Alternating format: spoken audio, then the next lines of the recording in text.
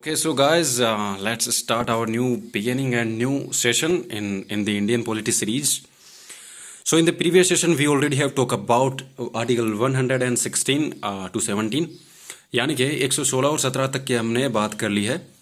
And now we should continue this series as soon as possible. जितनी जल्दी हो सके हमें इसको कंप्लीट करना है ताकि हम डीप डाउन तक जा सके और आंसर राइटिंग कंप्लीट करके पॉलिटी को और जो PSIR है, political science and international relations, और इसमें जो कुछ मायने रखता है वो कंप्लीट करके हमारा एक जो है वो यूं कहें तो एक GS पेपर जो 3 है और 2 है, सॉरी GS पेपर 2 है वो तैयार कर लें पूरी तरह से. एंड देन उसके बाद हम नेक्स्ट एक उस पर जाएंगे सिलेबस के टॉपिक पर, जो है हमारा Indian history and art and culture से रिलेटेड, जिसमें हम नितिन सिंघानिया की बुक एंड NCERTs, जिसमें तमिलनाडु बोर्ड की NCERT होंगी, इत्यादि बुकों को प्रेफर करेंगे. तो आर्ट एंड कल्चर में भी कुछ प्रॉब्लम नहीं होगी और एंशंट हिस्ट्री में भी, और साथ ही हम जो फाइन आर्ट्स के NCERTs हैं उनको भी कवर करेंगे. तो पहले ये सीरीज़ कंप्लीट करते हैं और फिर साथ ही वो भी शुरू करेंगे जब ये कंप्लीट हो जाएगी. ठीक है, so let's get started. Article 117 कहता है वित्त विधेयक, यानी कि फाइनेंशियल ये जो बिल है उससे संबंधित है ये आर्टिकल.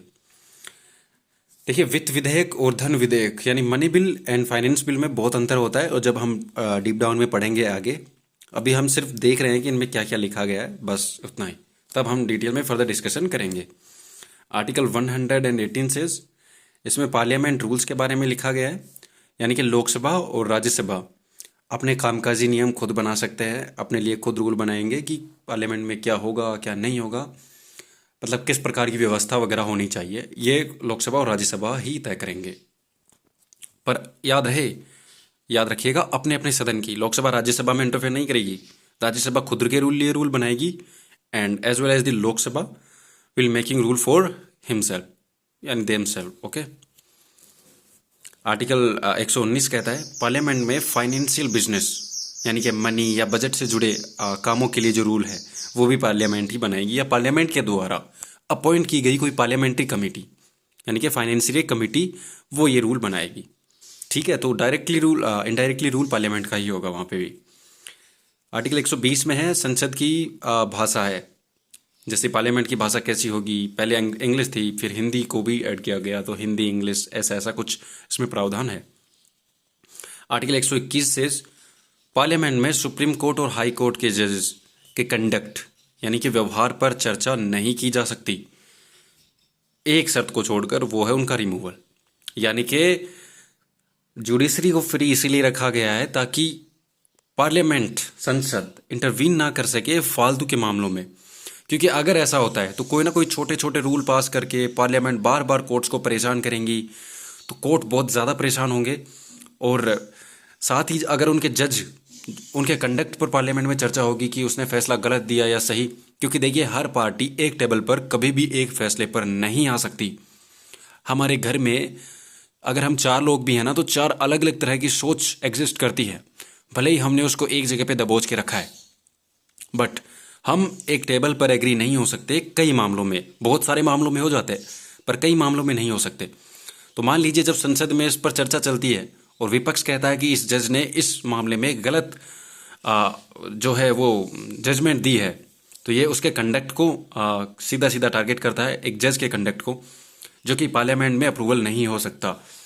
इसके अलावा जब उसका रिमूवल चल रहा होता है, यानी जज ने गलत फैसला दिया, करप्शन कर दिया, या कोई ऐसा काम कर दिया जो देश के हित और संविधान को नुकसान पहुंचाने वाला जजमेंट हो, तो उसमें उसके ऊपर रिमूवल प्रोसेस चलाई जा सकती है पार्लियामेंट में, और उसके ऊपर चर्चा की जा सकती है. उसके अलावा एक जज के कंडक्ट और व्यवहार पर कोई चर्चा नहीं की जा सकती कि वो सही है, गलत है, अच्छा है, बुरा है. ऑलराइट, आई होप आपको बहुत अच्छे से समझ आया होगा दोस्तों. आर्टिकल 122 से कोर्ट्स संसद की कार्यवाही में हस्तक्षेप नहीं करेंगे, वही बात होगी, यानी कि पार्लियामेंट कोर्ट में हस्तक्षेप नहीं करेगी, कोर्ट के जजों को परेशान नहीं करेगी, और जजेस जो हैं वो बिना मतलब के पार्लियामेंट के जो MPs हैं या पार्लियामेंट के जो मंत्री संतरी हैं, काउंसिल ऑफ मिनिस्टर है, इनको बात ही में परेशान नहीं करेगी बिना कोई मतलब इंटरनल कोई मामला हुए तो ठीक है। आर्टिकल 123 से राष्ट्रपति द्वारा अध्यादेश जारी करने की शक्ति। राष्ट्रपति अध्यादेश ऑर्डिनेंस जारी कर सकता है, किन किन मामलों में कर सकता है, जब हम राष्ट्रपति पढ़ेंगे तब फर्दर डिस्कशन करेंगे। तो आप बस आर्टिकल 123 के सामने इतना लिख लीजिएगा कि राष्ट्रपति इस आर्टिकल के तहत, अंडर आर्टिकल 123 के तहत एक अध्यादेश यानी कि ऑर्डिनेंस जारी कर सकता है। Alright, and this is the power of a president as well as एक गवर्नर भी अध्यादेश जारी करता है, पर वो 213 आर्टिकल के तहत करता है राज्यों के लिए, जिसको हम आगे आने वाले आर्टिकल्स में पढ़ेंगे। आर्टिकल 124 से इसमें सुप्रीम कोर्ट की स्थापना से संबंधित उल्लेख दिया गया है कि भारत में एक सुप्रीम कोर्ट होगा और वो सभी जजों का कर्ता धर्ता होगा, ये इसमें दिया गया है। 125 में सुप्रीम कोर्ट के जज जो हैं यानी कि जो न्यायाधीश हैं, मुख्य न्यायाधीश, जो एक्स्ट्रा न्यायाधीश हैं, उनके वेतन क्या होंगे, कैसे उनको वेतन दिया जाएगा, कौन सी नीति के आधार पर, क्या संचित नीति के आधार पर दिया जाएगा या कंसोलिडेटेड फंड के आधार पर, तो ये इसमें लिखा गया है। जब हम इसको पढ़ेंगे, जुडिशरी को पढ़ेंगे, तब हम डिटेल में इसके बारे में भी डिस्कशन करेंगे दोस्तों। ऑल राइट, आर्टिकल 126 से जब CJI chief justice of India absent हों यानी कि अनुपस्थित हों तो राष्ट्रपति किसी जज को एक्टिंग CJI नियुक्त कर सकते हैं। पर याद रखिएगा, ये एक्टिंग जज वही होगा जो सुप्रीम कोर्ट का जज होगा। समझ में आई? यानी कि किसी हाई कोर्ट या जो लोअर कोर्ट्स हैं उसके जज को उठाकर CJI नियुक्त नहीं कर सकते। It is to be a supreme court जज। ओके, ठीक है। आर्टिकल 126 से जब सुप्रीम कोर्ट में जजों की कमी हो तो CJI यानी कि हमारे चीफ जस्टिस ऑफ इंडिया हैं, वो हाई कोर्ट को अस्थायी यानी अधोक रूप से, तदर्थ रूप से बुला सकते हैं। समझ में आ गया क्या? नहीं आया तो मैं समझाता हूँ। जब हम जुडिशरी पढ़ेंगे तो और डिटेल में पढ़ेंगे, पर इसमें यह है कि हमारा जो CJI है ना, मान लीजिए सुप्रीम कोर्ट में कोई एक साथ ही बहुत सारे फैसले आ गए और एक जो केस है उस पर फैसले नहीं हो पा रहे, बहुत सारे डिस्कशन के बाद भी, और बोझ बढ़ गया सुप्रीम कोर्ट में, और हाई कोर्ट के जज, किसी भी राज्य के हाई कोर्ट के जज फ्री बैठे हैं उस टाइम पे, यानी कि बहुत कम केस हैं और वो पेंडिंग भी छोड़ के आ सकते हैं या किसी दूसरे जज को संभला के आ सकते हैं। तो ऐसे में क्या, उनके वर्क प्रेशर को, वर्कलोड को कम करने के लिए CJI है ना, हाई कोर्ट से जजों को बुला सकते हैं और उनके काम में मदद करवा सकते हैं सुप्रीम कोर्ट के केसेस में, और फिर जब उनका काम हो जाएगा तो उनको वापस हाई कोर्ट में भेज दिया जाएगा। ठीक है। आर्टिकल 128, रिटायर्ड जज को सुप्रीम कोर्ट में ज़रूरत पड़ने पर कार्यभार संभालने हेतु बुलाया जा सकता है।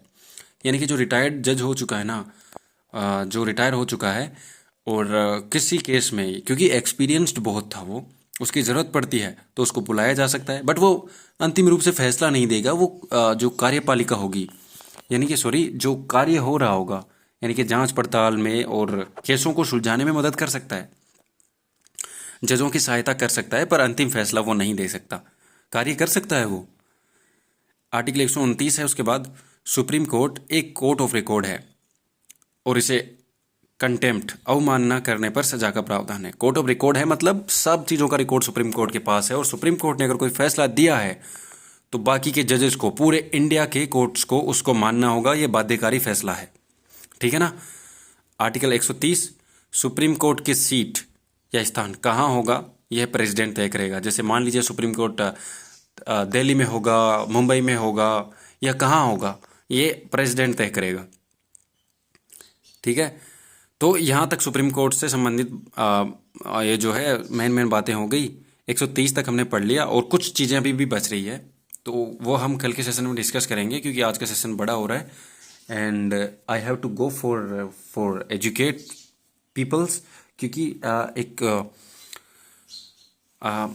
उससे बुलावा आया है मुझे स्कूल से कि आप आइए और बच्चों को एक बार पढ़ाने की कोशिश कीजिए। देखते हैं अगर हमारा और बच्चों का तालमेल बैठता है तो मैं उधर जा पाऊँगा, और एक छोटे से करियर के तौर पर ही सही, पर अपनी तैयारी के साथ कुछ पैसा कमाना भी ज़रूरी है।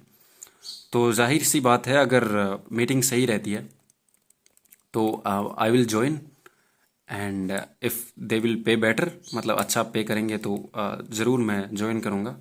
बाकी ये मैं पर्सनल इन्फॉर्मेशन है तो कोई बात नहीं। ख्याल रखिएगा गाइज, और इसके आगे फर्दर हम कल कंटिन्यू करते हैं नेक्स्ट सेशन में।